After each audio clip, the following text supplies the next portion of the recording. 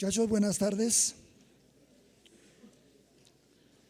Vamos a iniciar nuestra tercera sesión de la Cátedra Garavito con la primera de dos series hoy y de hoy en 8 de conferencias sobre biomasa. En el tema biomasa, obviamente, puede uno intentar hablar de la parte gas, de la parte líquida, la parte sólida. Vamos a tratar de hacer una presentación lo más amplia posible, haciendo énfasis en proyectos colombianos en el tema de biomasa. Yo quisiera, antes de presentar a nuestra invitada y su hoja de vida, contextualizar un poco a todos ustedes en el tema de la biomasa como una forma de energía renovable. En el tema de América Latina, como podrán ver por las cifras que les voy a mencionar, no hay como una tendencia marcada. Según estadísticas muy confiables, para finales de 2016, en América Latina, este era un comportamiento. En México, un 5%, hablando, repito, del 100% de energías renovables. En México, 5%, llamémoslo biomasa. Centroamérica, el 39%, como subcontinente. Brasil, pues un país gigantesco, 28%. Los países del cono sur sumados, el 13%.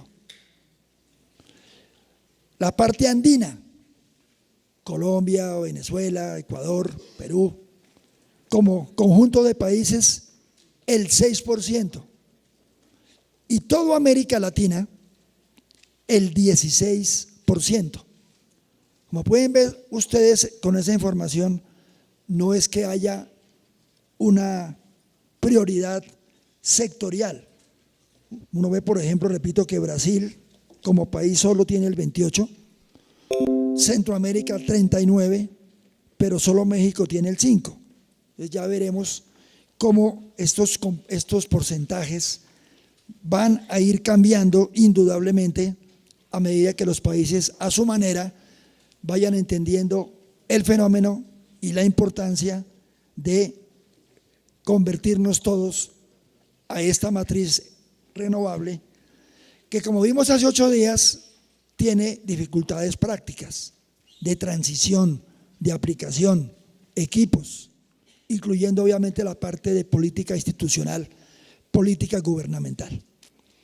Bien, nos acompaña en el día de hoy como única conferencista. Recuerden que después tenemos el taller LEA por primera sesión para los grupos y los trabajos que van a presentar, a Carmen Sofía Duarte González. Ella es ingeniera química de la Universidad Nacional de Colombia, especialista en gestión del medio ambiente y de los recursos naturales, especialista en gestión integral para el uso racional y eficiente de energía en las organizaciones, auditora interna integral ISO 9015, ISO 14015 y OSHAS 18000, auditora 8000 y auditora líder ISO 50001, SGS Barcelona, de noviembre del 2014. Ella es la gerente de Gaia Ingeniería Limitada, experiencia laboral superior a 21 años en el desarrollo de proyectos ambientales y energéticos y en la elaboración de planes de manejo ambiental y planes de gestión integral de residuos sólidos.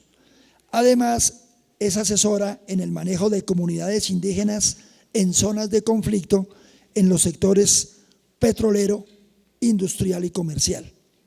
Experta en áreas ambientales como tratamiento de aguas, caracterización energética, gestión de residuos, gestión de sustancias químicas y valorización energética de residuos en diversos sectores de la industria. Investigadora de larga trayectoria en proyectos de aprovechamiento energético de biomasa residual y energías alternativas en el Ministerio de Ambiente y Desarrollo Sostenible y en la Unidad de Proyectos Minero de Planeación, minero-energética.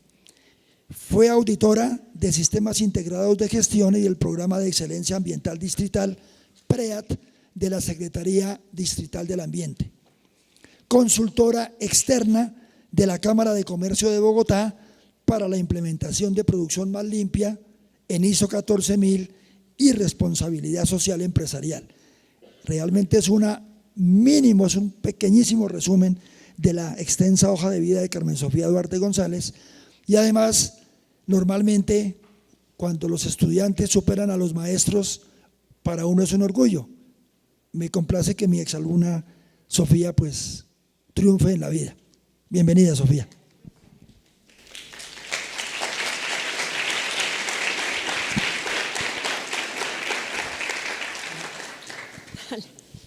Bueno, gracias, profe, por esa introducción. Realmente para mí es un placer estar aquí hoy con ustedes, y creo que el objetivo es motivarlos un poquito a que ustedes que están empezando vean en esta oportunidad, vean en la biomasa y en todo lo de energías alternativas una oportunidad para el país y para ustedes en su desarrollo laboral. Y por qué no, para empezar a investigar y a ver los proyectos que la universidad está trabajando fuertemente en estas áreas. Entonces, bueno, creo que tenemos un corto tiempo. Voy a tratar de darles un brochazo muy general, un poco corriendo, pero como les digo, la idea es crearles esa inquietud para que ustedes empiecen a profundizar en estos temas y vean la gran oportunidad que hay en el país para su desempeño.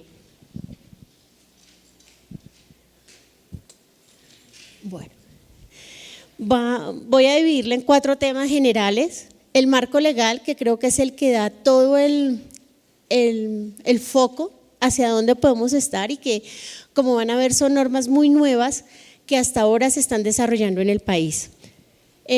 Conceptos generales de biomasa. Vamos a enfocarnos un poco en digestión anaerobia, no porque sea ni la más importante ni la única de todas las tecnologías que hay para aprovechar la biomasa, pero sí creo que por las condiciones de nuestro país puede ser una gran alternativa para solucionar muchos problemas ambientales en el ambiente agropecuario y para el desarrollo agroindustrial, que es hacia donde se quiere y se debe enfocar nuestro país. Y finalmente vamos a ver cómo, al considerar como biomasa también los residuos sólidos urbanos, su aprovechamiento energético es una alternativa para quitarnos de encima los rellenos sanitarios. Si es que en el país hay algún relleno sanitario que podamos nombrar como tal, y no botaderos a cielo abierto, que es lo que realmente tenemos. Bueno, en el marco legal vamos a hablar un poco de la ley 1715, aunque ya en la charla pasada les hablaron un poco, pero vamos a enfocar los artículos específicos donde empieza lo de biomasa. Los compromisos internacionales que ha firmado Colombia, el COMPES de residuos, que es el que nos abre la puerta para que todo esto se pueda desarrollar, como vemos es algo muy nuevo, 2016, toda la parte de aprovechamiento de biometano, que esta es una ley que debemos a un colega, un compañero que ha jalonado mucho estos temas desde la unidad de planeación minero-energética y que realmente ha abierto las puertas para que esto se dé. Héctor Herrera, no sé, de pronto viene ahora más tarde, pero la idea sí es que mostrarles un poquito cómo podemos, los ingenieros, que uno a veces dice que las leyes es para los abogados y realmente nosotros tenemos mucho y una gran responsabilidad para hacer esto y para hacer país por este lado.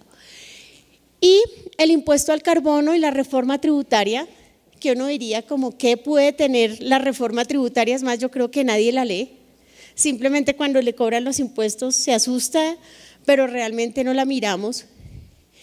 Y esta reforma tributaria del 2016 abrió la puerta para que se creara una figura de carbono neutralidad que permitiera el apalancamiento de proyectos, que la industria privada apoya el apalancamiento de proyectos de energías alternativas y de reducción de carbono, que es algo bien interesante y es un modelo de país muy, muy bueno. Esta parece un poquito ladrilludita, pero son las definiciones de ley y nos tenemos que casi que tenerlas al pie de la letra. Es considerada una fuente no convencional de energía, la biomasa, que eso abre las puertas para que podamos aprovechar todos los incentivos tributarios de los que nos habló Fabio la charla pasada, renovable, que viene de todos los procesos biológicos y de la materia vegetal, que es todo lo de procesos de fotosíntesis, que es lo que tenemos nosotros acá. Entonces toda la parte agropecuaria genera biomasas, están todas las heces de cada uno de los sectores pecuarios, avícola, ganadero, porcícola, y ya realmente estos sectores han jalonado mucho desde el 2014 que empezó a salir esta norma, porque siempre tenían muchos problemas tanto con la autoridad ambiental como con sanidad.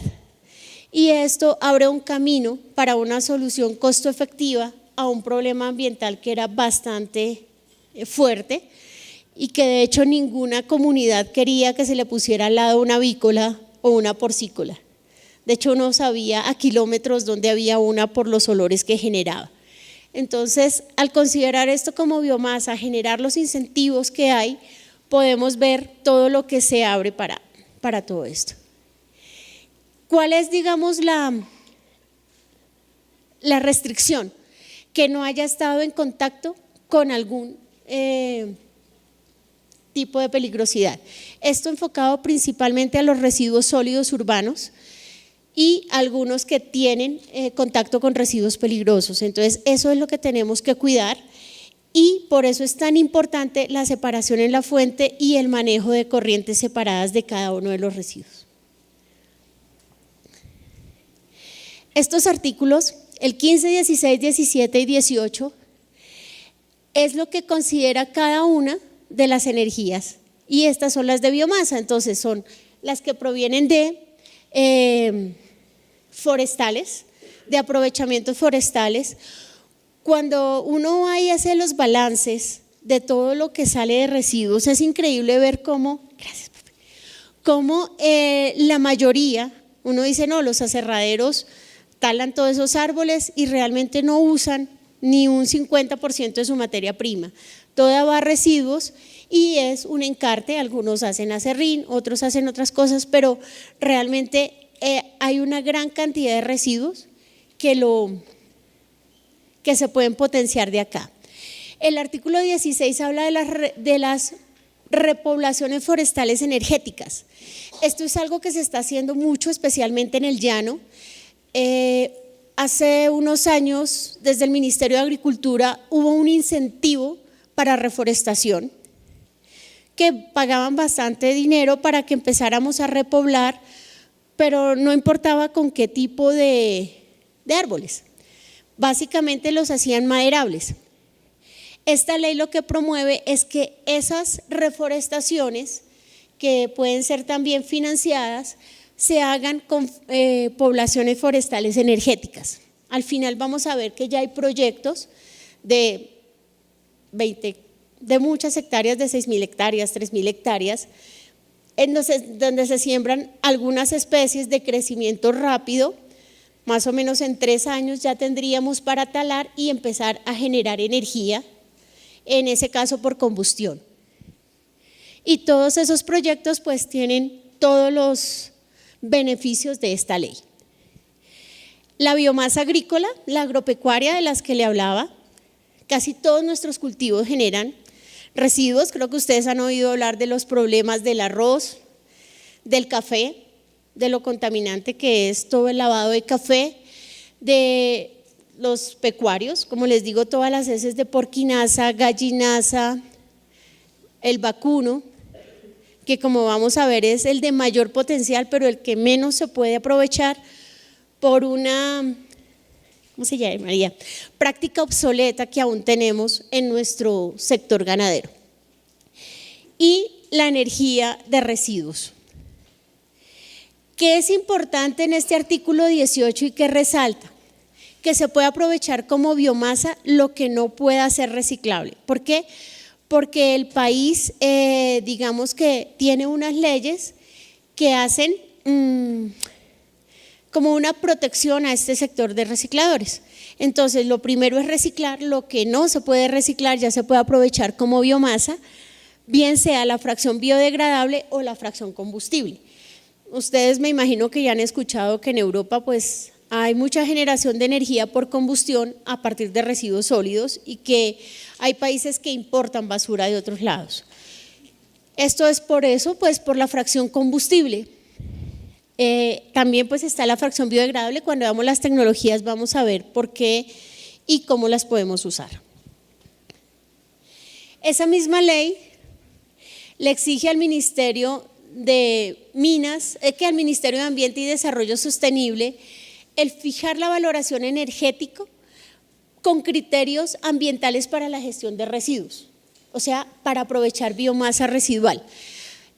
Cuando se creó todo esto y fue un complique y pues fue un conflicto que se generó para poder sacar las normas y era si nos vamos a poner a generar energía o usamos el suelo para generar alimentos. Esa ha sido una dualidad, ha sido una gran pelea.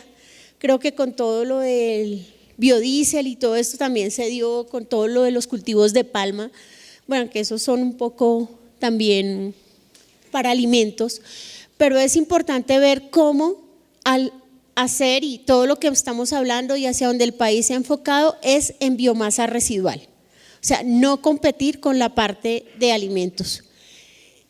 Hay que hacer eso, tiene que reglamentar todas las obligaciones de quienes lo van a hacer, no es hacerlo sin tener ningún control ambiental.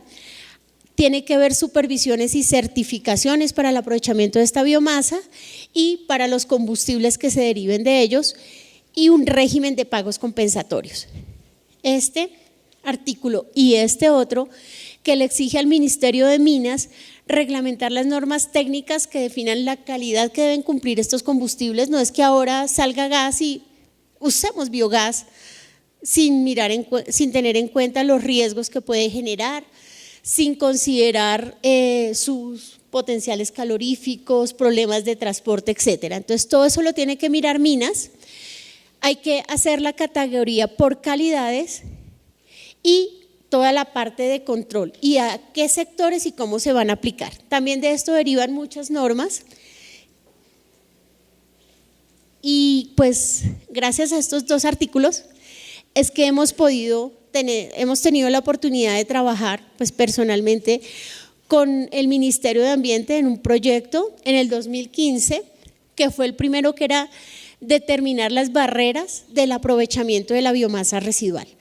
Entonces ver el por qué en el país no se podía aprovechar en ese momento y cómo se podría hacer para ejecutar la ley 1715. La investigación de esto fue un trabajo muy bonito, o sea, era ver cómo las barreras podían ser políticas, económicas, de transporte, de condiciones de logística, más que del aprovechamiento del potencial energético. Y empezar a aplicar leyes y normas que corrigieran estas acciones. Ese proyecto lo hicimos con la Universidad Distrital, ya con la Nacional el año pasado la UDME contrató un proyecto para determinar el potencial de aprovechamiento de biogás y su enriquecimiento a biometano. Entonces esta parte ya fue un poco más puntual porque los resultados del estudio anterior nos dieron que el principal potencial de la biomasa en Colombia y de pronto la más fácil de aprovechar por nuestras condiciones, ante todo económicas, que es de bajo costo, es una tecnología de bajo costo, era la digestión anaerobia para proyectos de generación de biogás. También en el 2017 se hizo un proyecto para determinar la evaluación económica de las biomasas que priorizamos, que es de lo que les voy a hablar más adelante.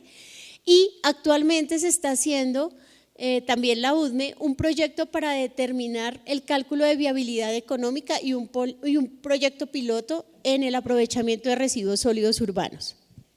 Entonces, esto y con la integración de las otras instituciones, como es el DNP, Departamento Nacional de Planeación, Ministerio de Vivienda, Ciudad y Territorio y Ministerio de Agricultura y Desarrollo Rural.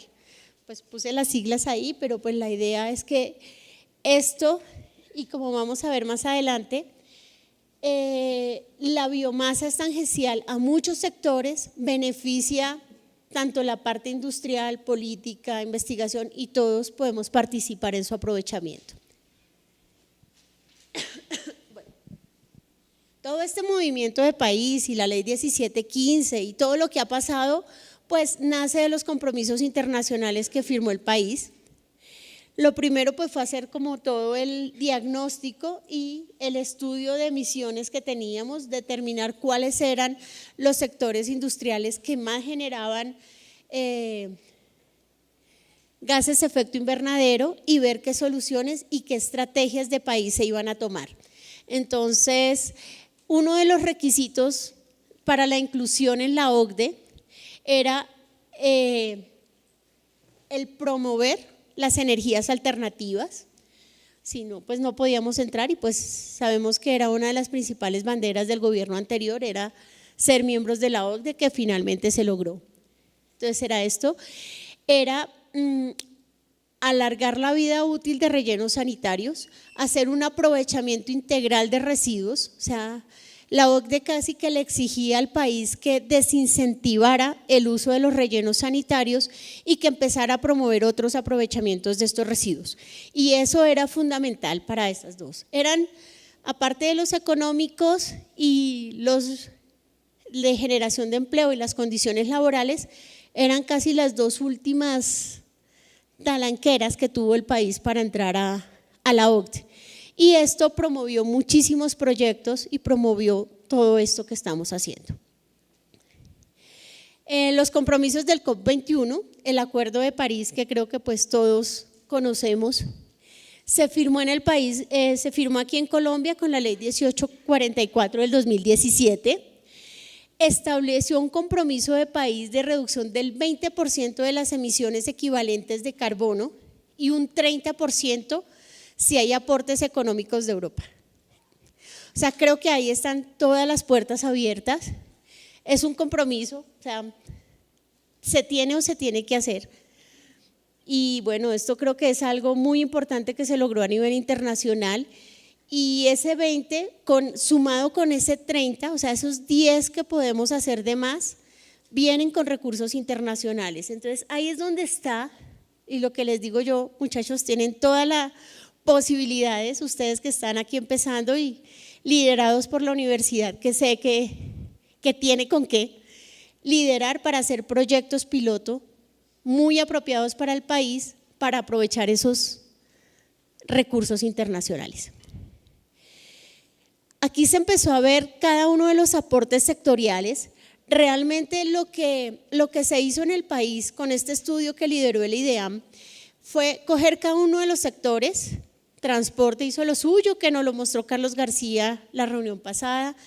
Vivienda hizo lo suyo, vivienda tiene a cargo aguas residuales y residuos sólidos, que es algo muy importante. Agricultura lo suyo, minería, y cada uno a las emisiones que está generando al 2010 tiene que reducir el 20%. Entonces en eso está cada uno de los ministerios y cada uno tuvo que sacar sus planes de acción. Y con esto empezar a jalonar. Entonces, bueno, ahí empezamos. Este dato que les traigo aquí al final es: 1 tonelada de metano equivale a 33 toneladas de CO2 equivalente. Por lo general se trabaja el 21 y creo que es el dato que tenemos todos en la cabeza, pero el último acuerdo, que fue en 2016 del el panel de acción de cambio climático, acordó que era el 33.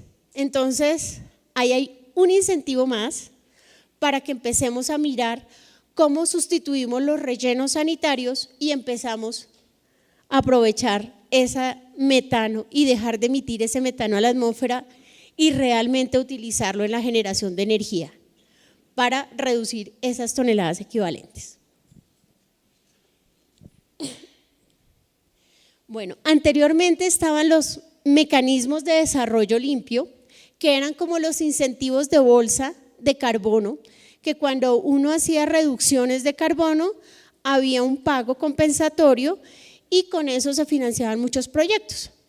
Alrededor de 2013-2014 hubo una caída de estos precios, eso jugaba en bolsa y inviabilizó muchísimos proyectos de aprovechamiento de estas energías.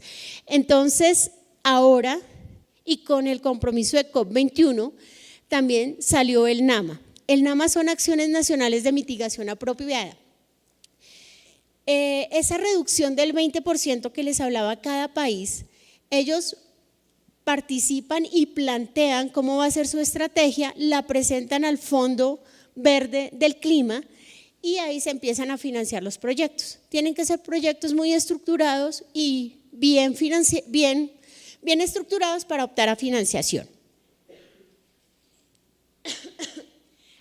Hasta el momento, el único NAMA que tiene aprobado el país es el de refrigeración que lidera la UTO, la Unidad Técnica de Ozono del Ministerio de Ambiente. Ya está aprobado, no recuerdo en este momento cuántos son los dólares que hay, pero realmente es bastante. Es un proyecto hacia refrigeración que lo que busca es, primero, incentivar a los industriales a ser más eficientes y la sustitución de los refrigerantes por refrigerantes neutros y que afecten menos la capa de ozono. Y por otro lado, a toda la recolección de las neveras usadas y las neveras viejas que tenemos en nuestras casas para hacer la sustitución por unas más eficientes, tanto energéticamente como con refrigerantes amigables con la capa de ozono. Entonces, este proyecto, como les digo, ya tiene la financiación, ya tiene los recursos, también lo lidera una ingeniera química, dos ingenieras químicas, valga la cuña, pero realmente hay, y de aquí de la universidad, ahí es donde vemos cómo nosotros como ingenieros realmente, y pues de las otras carreras también, pueden jalonar hacia todos estos cambios normativos y apoyar el país. De lo que nos concierne, en este momento hay en formulación un NAMA de residuos sólidos urbanos que lo lidera el Ministerio de Vivienda, uno de biometano que lidera el Ministerio de Minas con la UTME, todo el aprovechamiento de biometano. Hay sectoriales, panela, porcícola, avícola, sé que palmicultor también tiene, pero estos son los que hay más avanzados ya en estudios para su aprovechamiento. Entonces, cuando estos NAMA sean aprobados, que todo viene con financiación internacional, van a haber recursos para toda esta parte de proyectos.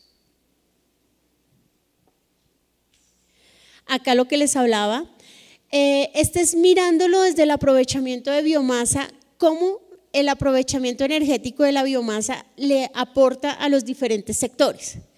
Entonces, especialmente la producción de biometano.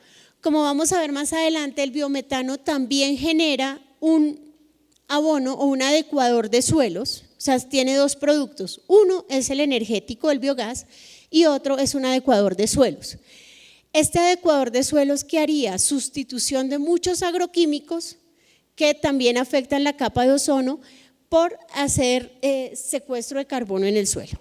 Entonces ahí es un paso que nosotros a veces no vemos y no se ve tan tangible porque siempre vemos los efectos de los gases de efecto invernadero como emisiones, y también hay desde este punto de vista de qué clase de agroquímicos usamos. El sulfuro es uno de los principales gases también de efectos invernadero, los sulfatos en diferentes, el azufre en diferentes presentaciones, y al sustituir nitrógeno, azufre en los agroquímicos también estamos aportando. Entonces, desde ahí va toda la parte agrícola. La parte de sustitución de leña para menos reforestación le pega directamente a ambiente. O sea, si nosotros implementamos metano y muchos proyectos que se han generado de sustituir estufas de carbón por estufas de gas alimentados con pequeños biodigestores caseros, que la gente pueda con sus residuos generar el biometano y tener estufas. En el estudio, bueno, eso no les traje ese dato, pero es importante ver cómo si hacemos todo el balance económico, casi que supera un salario mínimo al simplemente hacer la sustitución de la deforestación. Todo lo que las señoras o los campesinos tienen que ir a recoger la leña, traerla, todo el tiempo que pierden frente a la estufa para cocinar un alimento, al sustituirlo por gas. Entonces es bien interesante ver cómo todos estos como efectos colaterales también apoyan de una manera indirecta, pero que se convierten en efectos directos y que pueden aportar al 20% que tiene que hacer el país. Al haber menos residuos sólidos en rellenos sanitarios, que sería el punto de vivienda, y con el proyecto que al final les voy a mostrar, ¿cuál es la idea? Y esto es una posición muy personal, pero pues que de lo que he estudiado creo que es a lo que le debe apuntar el país, y no es ni a grandes rellenos regionales, ni a grandes plantas de alta generación de energía, sino resolver el problema por lo menos de la parte biológica de los residuos sólidos, que en nuestro país supera el 70% en las caracterizaciones. Nuestro país, por ser agroindustrial, los residuos municipales son principalmente materia orgánica. Al ser principalmente materia orgánica, nos puede generar, hacer el 80%, si nosotros hacemos biodigestión regionalizada, cada pueblito, ¿sí?, genera su propia energía con sus residuos orgánicos y los lodos de petar, que bueno, eso los vamos a ver al final, pero me quiero adelantar aquí, que creo que es lo más importante y que se queden con este mensaje. Si se hace eso, se ahorran emisiones por el transporte de residuos, ¿cierto? Si ya no vamos a llevar el 80%, sino el 80% se va a manejar en casa, por decir algo. En Boyacá hay municipios que tienen que llevar a los rellenos sanitarios más o menos durante 8 horas o 6 horas, entonces son 6 horas de ida, 6 horas de vuelta. ¿Cuántas emisiones por movilidad y por transporte estamos generando? Pero eso no se ve tan tangible, ¿cierto? Entonces uno dice, listo, rellenos, entonces residuos sólidos es lo que se generó allá, en el relleno sanitario. Y miremos cuánto podemos ahorrar si cambiamos la estrategia, si se hace reciclaje y luego aprovechamiento de los orgánicos, cuántas emisiones por transporte estamos ahorrando, cuántas emisiones al tener el biogás y al generarlo en biodigestores y aprovechar el 100% del metano estamos disminuyendo, versus a otra tecnología que se propone, que es la recuperación de biogás y de biometano a partir de rellenos sanitarios. También se puede hacer y también es factible, pero ¿para qué enterramos a esperar 7 años que nos genere el biogás cuando en un biodigestor lo tenemos en 45 días? Entonces es la relación, y adicionalmente con la tecnología que hay actualmente no podemos recuperar, o sea, metiendo mucho dinero y mucha tecnología, el 70% del biogás que se genera en un relleno. Lo normal en nuestros rellenos y lo que recuperan es alrededor de un 50%, pero no es costo efectivo. Entonces son estrategias que, cambiándolas desde el comienzo, nos dan una gran visión hacia dónde debe ir el país y no pensar en grandes movilizaciones y de pronto puntos de equilibrio energéticos, sino mirar desde el punto de vista social y hacer la internalización de costos adecuados y toda la internalización de costos ambientales para ver cuánto representa eso y compensa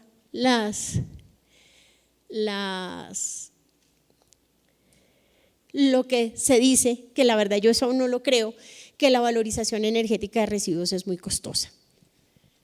Bueno, y la otra obviamente es la sustitución de combustibles fósiles. Si a partir de la biomasa podemos sacar combustibles, bien sean sólidos, líquidos o gaseosos, pues estamos sustituyendo todas las emisiones que se generan a partir de derivados del carbón o del petróleo, que era lo que veíamos hace 8 días en la matriz que nos presentó Carlos.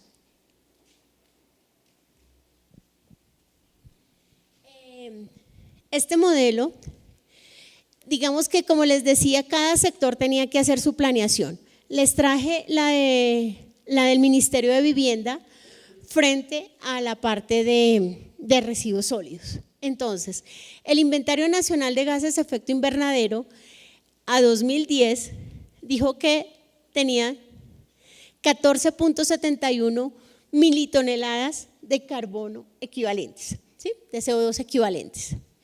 Al 2030 debería tener, con la proyección que iba, que así es como se calcula para el COP21, 26.91.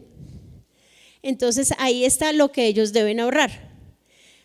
Esta reducción debe ser de 5.38, con la estrategia que era la reducción de relleno con separación y la recuperación de gas de los rellenos existentes, se obtenía que podía llegarse a 0.94 millones de toneladas. Aquí lo vemos más claro.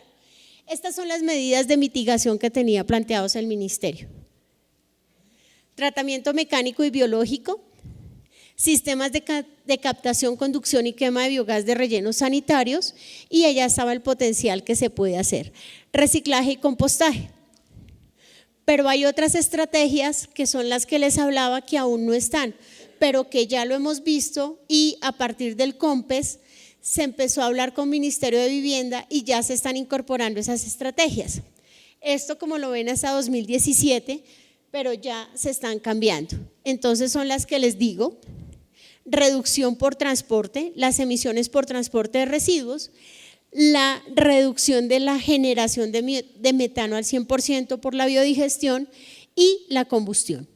Y otra, que lo vamos a ver más adelante, que es toda la generación de combustibles sólidos a partir de estos residuos. Bueno, aquí está también lo que hay de tratamiento de aguas residuales, que también es interesante porque es captura y quema de biogás de las plantas de tratamiento de aguas residuales, que como vamos a ver después se puede fusionar, y los sistemas de manejo y aprovechamiento, que ya hay algunas plantas en el país que lo hacen, como la planta de tratamiento de Bogotá, de aguas de Bogotá, de Cali y de Medellín. Estas ya pues son pilotos en este sentido. La de Cali sí fue una de las pocas que logró mecanismo de producción limpia y ya ha cobrado por eso.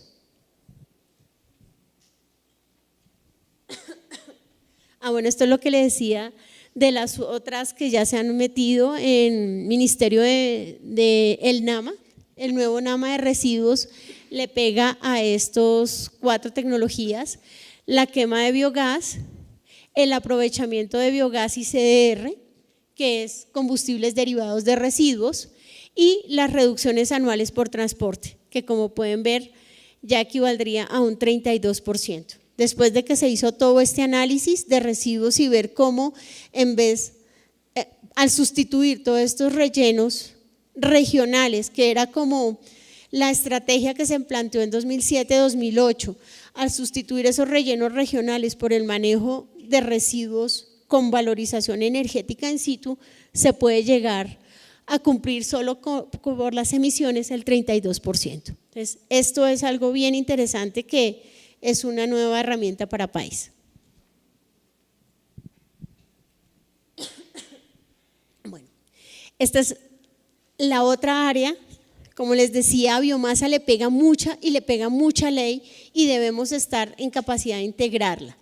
Entonces, por el lado de residuos sólidos, el nuevo COMPES 3874 del 2016 incluye la valorización energética en el país. Antes de esta ley no se podía pensar, o sea, simplemente había una ley que decía que los residuos, si no se hacía reciclaje, simplemente tenían que ir a disposición final. Entonces no había esa parte intermedia. Obliga a la CRA a que haga un cambio tarifario este cambio tarifario que hace subir la tarifa de disposición, realmente hacer la internalización de costos ambientales. Ya han salido normas que lo regulan, que es incrementar la tasa por los costos de operación y de manejo de lixiviados, que si ustedes miran su tarifa ya les debió haber subido, y toda la parte de captura y aprovechamiento de metano. Todo eso ya está en la factura y ha subido costos. ¿Y esto con qué fin es? Con la tendencia a desincentivar el uso de rellenos. También hace que la tarifa, la CRA, Ministerio de Minas y Ministerio de Vivienda tienen que hacer proyectos piloto para determinar realmente cuál es el costo de la valorización energética e incluirla en la tarifa de residuos sólidos. Y los proyectos piloto exige que a 2025 se hayan hecho 3 por parte del gobierno, 3 proyectos piloto de valorización energética. La resolución CRA 720 de 2015, es lo que les hablaba, habla de todos los costos postclausura, que eso aunque estaba en la ley nunca se hacía efectivo, y aquí permite que el aprovechamiento energético se haga en el mismo sitio donde estaba el relleno sanitario y a los costos de disposición final.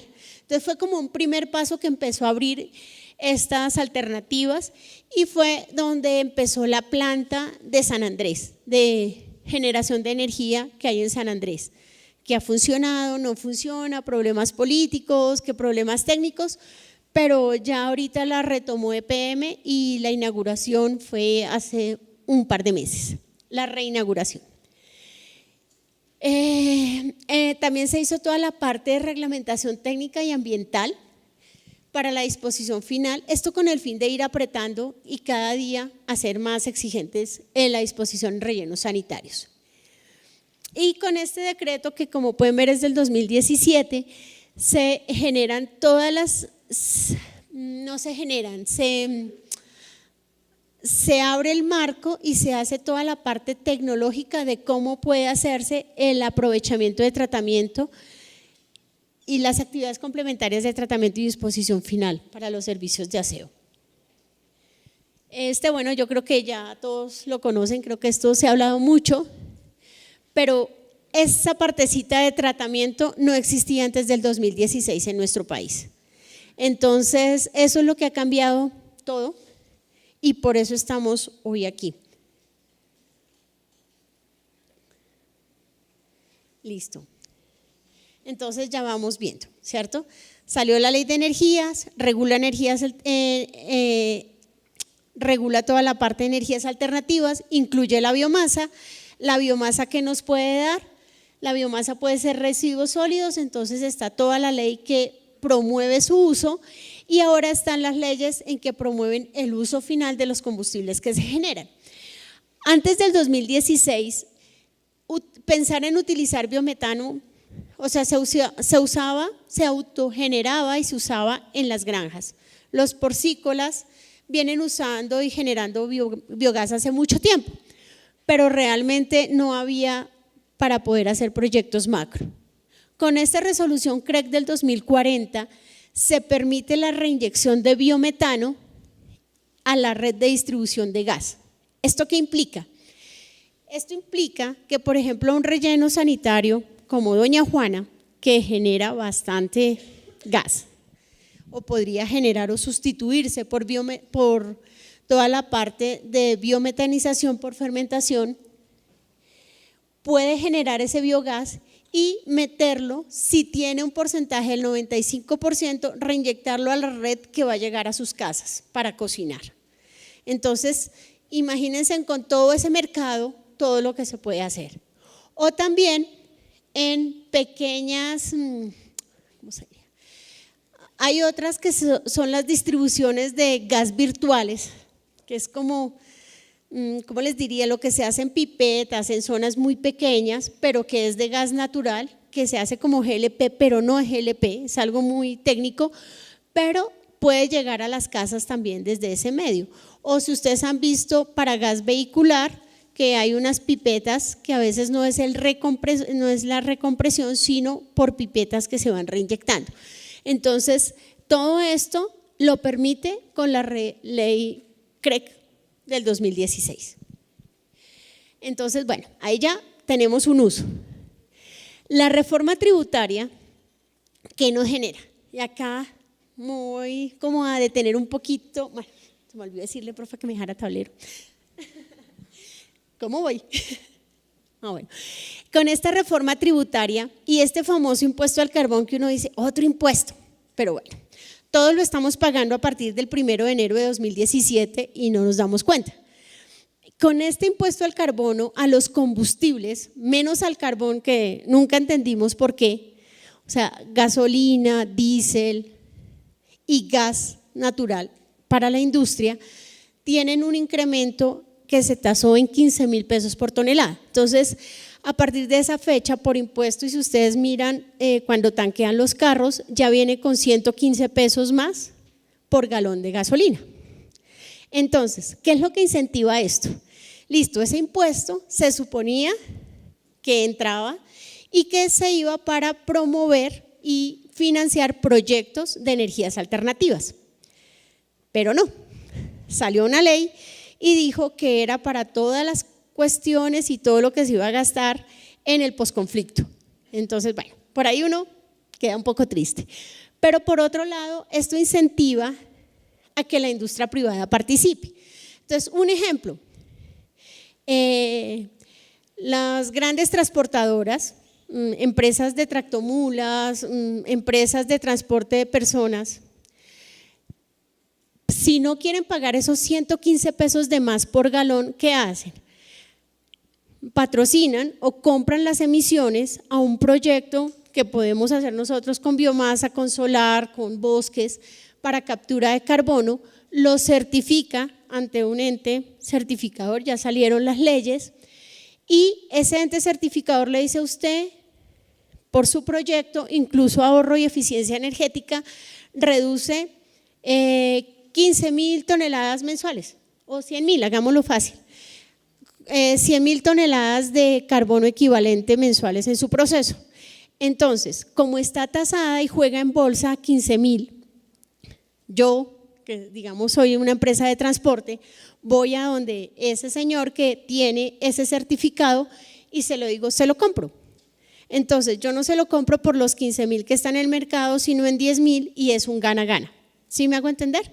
Entonces, él compra ese certificado, lo pasa a Ecopetrol, a su distribuidor y luego a Ecopetrol y ya su factura viene restándole esos 115 pesos. ¿Sí?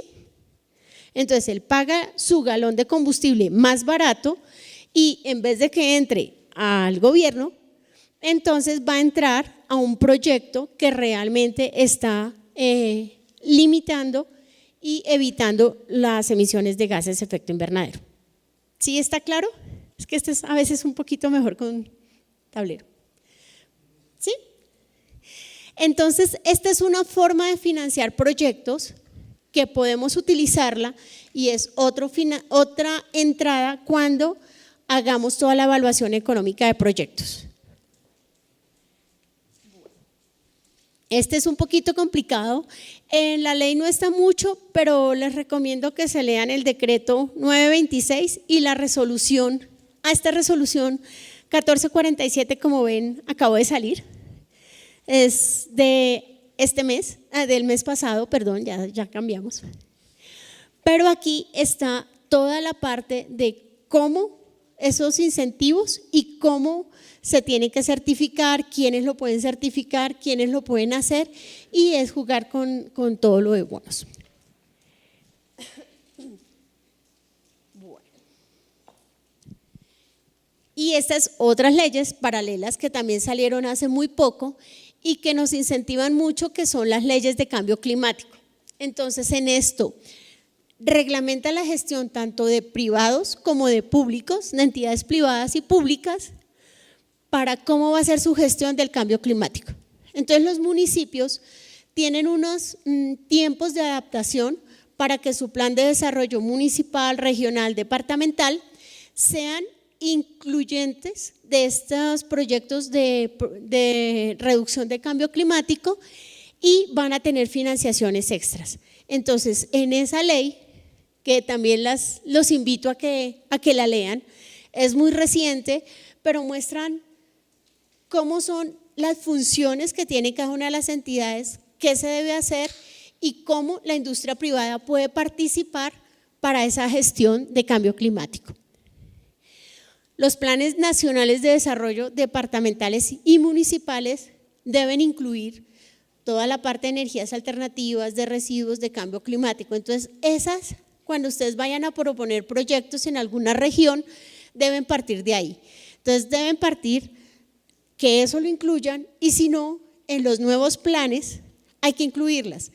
Y esa es otra de nuestras falencias. Los alcaldes, gobernadores a veces no tienen, especialmente los alcaldes de municipios muy pequeños, no tienen la capacidad ni los asesores para que incluyan todas estas cosas y pierden muchísimos recursos y muchos incentivos al querer incluir todos estos proyectos, porque si no está en el plan municipal, en ese caso, pues no los pueden hacer. Entonces es importante que desde ahí, y si alguno de ustedes es de regiones, empiecen a mirar cómo apoyan para que esto se dé desde arriba. Esta es otra que es bien interesante y bueno, creo que ya hace 8 días la vimos y es la subasta energética. Esta subasta energética que como dicen es de 10 megavatios, pero que incluye energías alternativas tanto de una manera tangencial como de una directa y hay una subasta para energías alternativas. De aquí a enero se tienen que plantear los proyectos y lo interesante es que uno de los puntos, o sea, en la licitación, por decir algo de la subasta, vienen los puntos de calificación y uno de esos puntos es la generación de gases de efecto invernadero. Entonces, una energía alternativa puede competir fácilmente con generación de carbón, de diésel, especialmente en las zonas no interconectadas, de las que hablaba Fabio. Y para el sistema interconectado nacional, puedes competir con las grandes generadoras de carbón y de diésel que incluso pagan por una compensación, así estén paradas. Entonces, es muy interesante y algo de lo que hablaba Carlos y que yo quiero aquí hacer una pequeña acotación. Carlos decía que el problema de las energías alternativas, viéndose de solar y eólica, es que no tienen permanencia, ¿cierto? Entonces la solar genera cuando hay sol, la eólica pues cuando hay vientos y empieza a haber una alteración que eso afecta al sistema interconectado. Ya cuando se empieza a ver cómo funciona la ley y cómo va la subasta, empezamos a ver por qué si uno dice que genera 8 megavatios deben ser 8 megavatios, ¿cierto? Porque es que como se compra y hay como paquetes y cada uno tiene su cupo, si usted no generó 8 y a la hora genera 6 y después me genera 10, empieza a haber un problema con la demanda. Entonces, ahí es donde la biomasa juega un papel muy importante y cuando estas energías alternativas, que son bastante limpias, empiezan a oscilar, hay sistemas híbridos que hacen que la biomasa, que sí se puede almacenar, digamos en lo que se genera un biodigestor, se puede almacenar y entraría a respaldar. Entonces sería energía de respaldo y así las energías alternativas y proyectos para la subasta podrían garantizar la estabilidad en su generación. Y eso es algo muy importante para que puedan ser competitivas en la subasta, porque como decía Carlos, es uno de los principales puntos. Entonces, acá juega un papel muy importante y es algo que realmente abre un panorama para país. Esta rápidamente, y quería mostrarles los que también Carlos les habló de cómo los ingenios nos salvaron un poco del apagón con su generación y es justamente por esto. Si ustedes ven las líneas azules, es la generación hidráulica. En los meses de sequía es cuando hay mayor explotación agrícola en el país, porque digamos que mientras llueve no se pueden recoger cultivos. Entonces, la mayor generación de biomasa desde el punto de vista agrícola en el país está en complementariedad. Si vemos los meses de enero y julio, o sea, ahí en la gráfica, cuando más baja el azul es cuando la línea verde más sube. Entonces, los ingenios tienen su mayor capacidad de generación y en general, hablo de ingenios porque son los que generan actualmente, pero cualquier industria agrícola que quisiera generar estaría en el mismo caso. Entonces, son una ayuda muy interesante y también económicamente es bien rentable. Para decirles más o menos un costo, el costo promedio de kilovatio está en 170 pesos, 150, 170 con el incentivo que hay. En diciembre del 2015, que fue la amenaza de apagón, un ingenio que pues tenía un sistema de contratación diferente a los otros que tenían, pague lo generado, bueno, eso ya es algo muy de ley, pero llegaron a pagarle cada kilovatio a 3.000 pesos. Entonces, cuando tú estás programado para 170 y llega un momento en que te lo pagan a 3.000, realmente ¿qué hizo ese ingenio? Dejó el azúcar de su producto y ahorita se convirtió en una empresa de generación. Y con esas ganancias compró otras 2 calderas y está a tope con generación. Eso fue un proceso bien interesante y pues pudimos seguirlo de cerca en ese momento que estábamos haciendo un estudio para ellos. Y esta gráfica es bien interesante.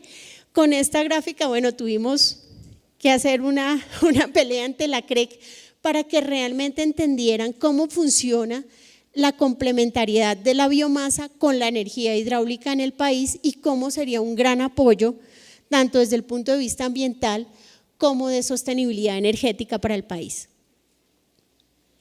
Bueno, ya salimos un poquito de lo legal, que creo que es como lo complicado, pero realmente es lo que les da el marco, y la invitación, muchachos, es a que se lean esa normatividad y vean todo el campo de acción que hay.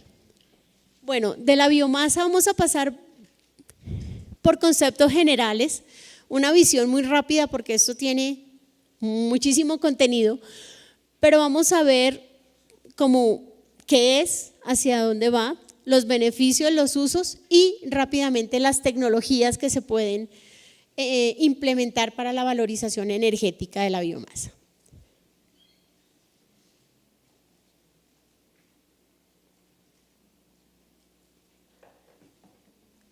Creo que lo conocemos todos, ¿cierto? Como un ciclo de carbón que nos mostraban hace rato. Entonces es como nuestros árboles y nuestros animales funcionan como paneles solares, porque realmente la biomasa es una acumulación de la energía solar. Entonces viene la energía solar, se acumula en toda nuestra parte vegetal, de la parte vegetal la aprovechan los animales o nuestras industrias o nosotros mismos, y a partir de ahí salen los residuos, tanto de la parte agrícola como de la parte de residuos, como de residuos urbanos, como pecuarios, y nos generan la biomasa, que esta biomasa tiene almacenada toda esa energía que proviene del sol. Aquí hay algunos datos de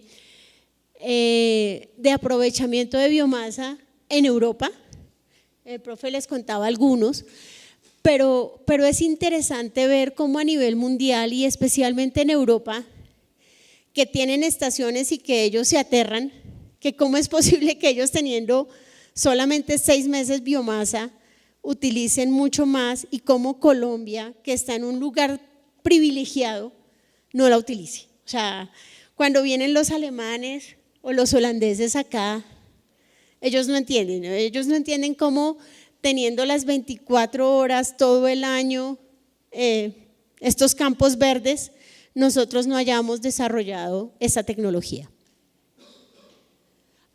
Y ya que hice aquí, Ministerio de Ambiente tiene en este momento un acuerdo con Holanda y con Australia para proyectos de investigación, de intercambio de investigadores y de desarrollos de proyectos. Entonces es importante también verlo y cómo la universidad se puede vincular a estos proyectos. Los beneficios, pues creo que ya lo hemos hablado un poco en la parte legal, la disminución de gases de efecto invernadero y material particulado, la reducción de impactos asociados a la disposición de biomasa, que miremos los rellenos y ya saben, miremos el transporte de la madera, cómo es esa parte de transporte, cómo esos residuos quedan en los ríos, cómo los taninos y de toda esa biomasa residual del aprovechamiento forestal va a los ríos, etcétera, etcétera. El desarrollo regional, porque cuando hay energía a bajo costo en una zona no interconectada especialmente, estas poblaciones empiezan a desarrollarse y eso es algo pues bien interesante y que ahorita con los proyectos posconflicto, que casi todas las zonas de posconflicto están en zonas no interconectadas, es una parte interesante para promover proyectos de ese estilo. La responsabilidad social empresarial, ya vemos cuánto se gana, aunque sea comercialmente, pero es algo que las industrias están haciendo y por eso invierten en este aprovechamiento. El uso de mano de obra local no calificada, porque son tecnologías de baja, o sea, son tecnologías que aunque tienen sus cuestiones, utilizan mucha gente que no tiene que ser calificada para su operación. Y como secundaria, o sea, como efectos secundarios, el transporte, el manejo, la adecuación de las biomasas lo da. Económicas, aprovechar un recurso disponible, que era lo que hablábamos hace un momento.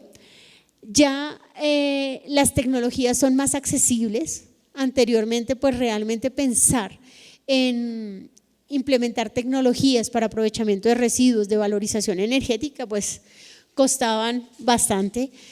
Básicamente se hacían en Europa y nos cobraban como mano de obra calificada europea y demás, entonces eran un poco costosas. Ya estas tecnologías, como todas las energías alternativas, ya son más asequibles al mercado. Ahorro por costos de operación. Si una industria autogenera su energía y no tiene que comprarla a precios de mercado y más bien vender excedentes, pues sus costos de operación bajan y por lo tanto o su competitividad, porque puede bajar precios, o sus ganancias. Y el acceso a incentivos tributarios, que bueno, creo que ya les quedó un poco claro en la charla pasada, pero es muy interesante ver cómo un proyecto de este estilo te reduce renta, IVA, aranceles y depreciación acelerada. En estos momentos Manuelita está gestionando, Aceites Manuelita, está gestionando, sí, porque hay azúcar Manuelita también, valga la aclaración, pero es que les pongo un ejemplo, en solo deducción por impuestos 4.000 millones de pesos. Entonces, son datos que uno dice, ok, ¿cuánto costará la tecnología? Pero si hay esos incentivos, ¿por qué no los aprovechamos? ¿Para la primera o para la segunda? ¿Todo? ¡Profi!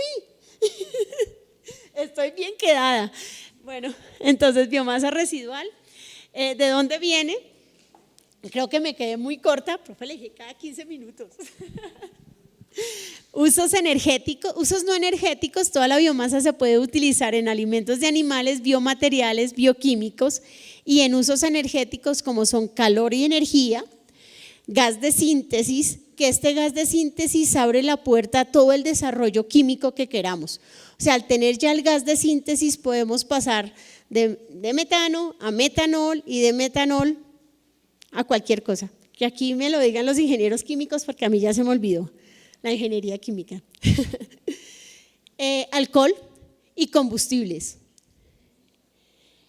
Bueno, acá líquidos, biocombustibles y sólidos. Acá hay algunos datos que se los dejo así rápidamente porque la verdad no vamos ni en la mitad de cuánto se usa de estos productos. Alemania es la que jalona toda la parte de biocombustible, de aprovechamiento de gas y de biometano, mientras que toda la parte de etanol y Fisher Pro está más en Estados Unidos. Bueno, esto voy a pasarlo un poco, son todas las partes. Miremos la parte de tecnología. La tecnología entonces está toda la adecuación y transformación. Acá es donde empieza toda la ingeniería a funcionar. Hay que hacer adecuación por tamaño, toda la logística de transporte, el secado. Y esta parte del tamaño de la biomasa es la que a veces dificulta su aprovechamiento, por lo que hay que densificarla de alguna manera. Pues después les puedo hablar un poco de proyectos de densificación, que Codensa hizo un proyecto muy interesante con todas las podas de Bogotá para hacer la densificación y poderla aprovechar sustituyendo carbón en Termosipa. Fue un proyecto muy bonito, obviamente con el componente ambiental que da para esto. Estas son algunas de las tecnologías. Esta parte de pellet y briqueteado para el aprovechamiento de biomasa forestal tiene una gran incidencia para la exportación de estos materiales, y Europa, creo que Holanda, dentro de su acuerdo, lo que más busca es esta parte de importar estos pellets y esta madera para ellos. El proyecto que les digo de Engesa para Termosipa y la empresa de energía se hizo con torrefacción, y es muy interesante ver cómo se mezcla con el carbón que se alimenta Termosipa de una manera, o sea, no se distingue, no hay problemas técnicos, no hay nada, y cómo la torrefacción da un potencial calorífico muy similar a la de carbón. Termoquímicos, entonces están todas las tecnologías de combustión, que pues simplemente son calderas con lecho fluidizado para poder aprovechar la biomasa. Esta es la tecnología que se utiliza en los ingenios. Los ingenios generan energía a partir de su bagazo, y al generar esa energía, que era un residuo que tenían muchísimos problemas con la entidad ambiental, ya lo utilizan como generador de energía. Ahora cambiaron sus procesos productivos, hacen cogeneración. ¿Qué es esto? La generación de vapor y energía a la vez. Entonces generan la energía que requieren para sustituir para toda la generación que necesitan, y el vapor que necesitan en su proceso productivo. Entonces eso es bien interesante, o sea, el desarrollo que tuvieron los ingenios con esa tecnología es muy, muy interesante. Y la otra es la combustión por calor directo, como nuestras chimeneas, como el asadito, etcétera, etcétera. La gasificación son más unos procesos en ausencia de oxígeno, tanto gasificación como pirólisis, que nos generan unos combustibles, uno sólido, otro líquido y otro gaseoso, pero son unas oxidaciones sin fuego directo que nos generan otros combustibles que pueden ser aprovechados y más limpios que los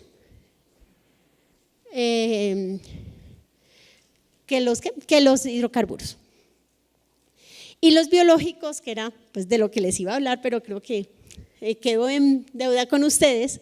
Estos biológicos, que son la fermentación aerobia, que son los que producen los alcoholes y las vinazas, que ha sido lo que ha tenido un desarrollo en el país, todo lo del biometanol como sustituto, como adecuador pues, o complementario a la gasolina, las vinazas y la fermentación anaerobia, que es la que les pensaba hablar del proyecto de biogás, que va entre la parte seca y húmeda. O sea, hay fermentación anaerobia seca, que realmente creo que aún en el país no estamos por costos en capacidad de hacerla, de los análisis que hemos hecho, y la fermentación húmeda, que es todo lo que les he hablado de biodigestores. La hidrólisis, que se usa más que todo a partir de material lignoceluloso y nos da etanol también, lignoceluloso, pero que son unos combustibles líquidos de fácil implementación en el mercado. Bueno, esta es cómo seleccionamos la tecnología y por dónde nos vamos de acuerdo a las características de la biomasa. Entonces, si la biomasa es húmeda, si es leñosa, entonces depende de estas dos cosas. Si la humedad es mayor al 75%, lo más eficiente es irnos por biogás. Por eso la porquinasa, especialmente la porquinasa, se utiliza mucho y es como la que ha sido sencillita y va para allá. Mientras que con los residuos sólidos urbanos que están dentro de la parte seca, porque tienen un porcentaje de humedad un poco más bajo, se ha visto qué hacer, si nos vamos por combustión, si nos vamos por digestión anaerobia, etc. Entonces, esta es como todo el camino y nos llevan a generar toda la parte eléctrica, vapor y combustibles.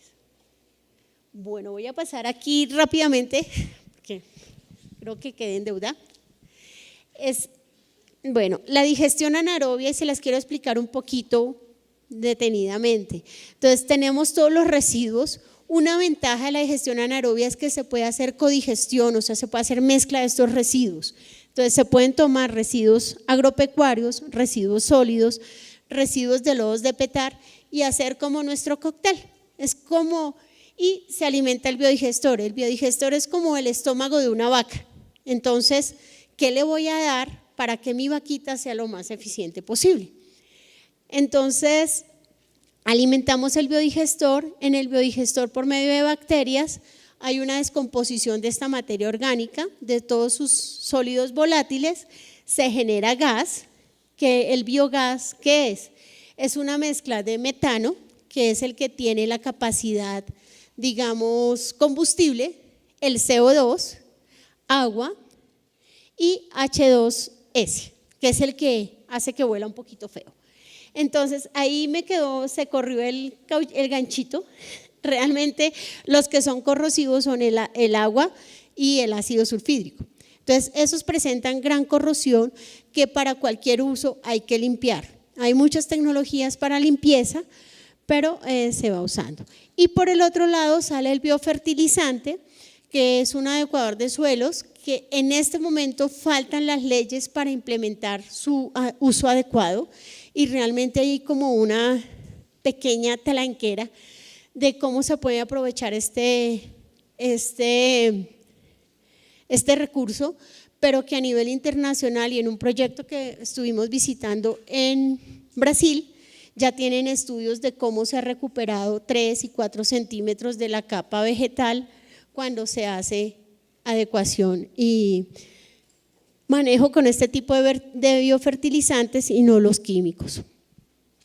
Con ese biogás se puede hacer la simple limpieza y usarlo para calentamiento directo en estufas directas, que es lo que se hace en el sector porcicultor para calentar los lechoncitos.